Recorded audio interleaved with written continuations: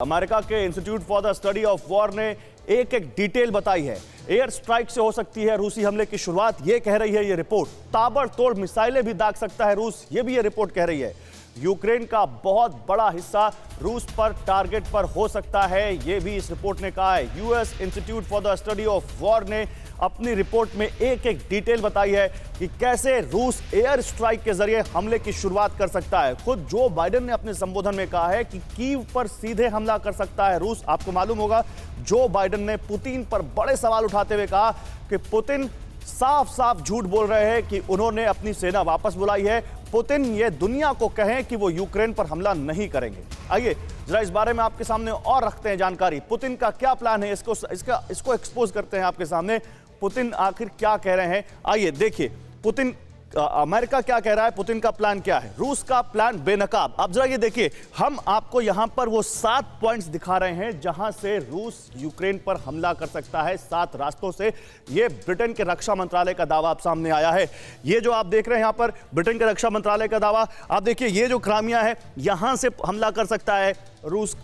इसके अलावा जो आप ये डोनबास का इलाका देख रहे हैं जहां अभी संघर्ष चल ही रहा है, ये डोनबास, लुहांस्क और डोनेस्क, यहां से हमला कर सकता है रूस। यहां आप देखिए खार्किव जो दूसरा सबसे बड़ा शहर है यूक्रेन का, यहां पर हमला, इसके जरिए हमला कर सकता है। और जो बेलारूस और रूस का बॉर्डर है जिसको आप देख सकते हैं, ये बेलारूस के जरिए इधर से हमला हो सकता है। चेर्निहिव यहां पर हमला हो सकता है और ये इधर से एक और हमला रूस के बॉर्डर से हो सकता है। ये ब्रिटेन कह रहा है कि 7 ऐसे रास्ते हैं जहां से हमला कर सकता है रूस। इससे पहले 9 रास्तों की बात आई थी कि 9 रास्तों से हमला कर सकता है रूस।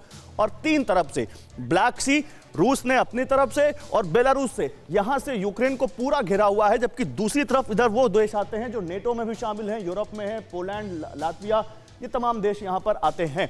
मैं अपने मेहमानों के पास चलता हूं। जो बाइडेन ने कहा, जो और जो यूएस की जो रिपोर्ट आई है वॉर इंस्टीट्यूट की, प्रोफेसर संजय आपसे शुरू करते हैं।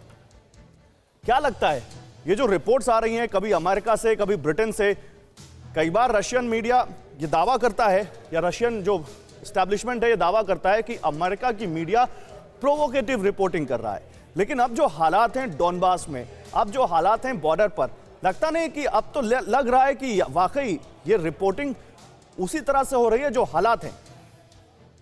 देखिए, निश्चित रूप से जो जिस तरीके का तनाव चल रहा है रशिया और यूक्रेन के बीच में, वो निश्चित रूप से इस तरफ इंडिकेट करता है कि आगे कॉन्फ्लिक्ट बढ़ेगा। और कल जो ब्लास्ट हुआ ईस्ट यूक्रेन में, उससे साफ जाहिर होता है कि यूक्रेन भी एक तरीके से कॉन्फ्लिक्ट्स और जो 2015 से पहले की सिचुएशन थी उसकी तरफ बढ़ रहा है, और इंटरनल कॉन्फ्लिक्ट्स भी बढ़ते जा रहे हैं। तो इन सब चीजों को देखते हुए, इस तनाव को देखते हुए, निश्चित रूप से जो दूसरी ताकतें हैं, जिसको आप वेस्टर्न ताकतें कहेंगे, अमेरिका के नेतृत्व में जो ताकतें हैं, वो भी अपने आप को मोबिलाइज कर रही है।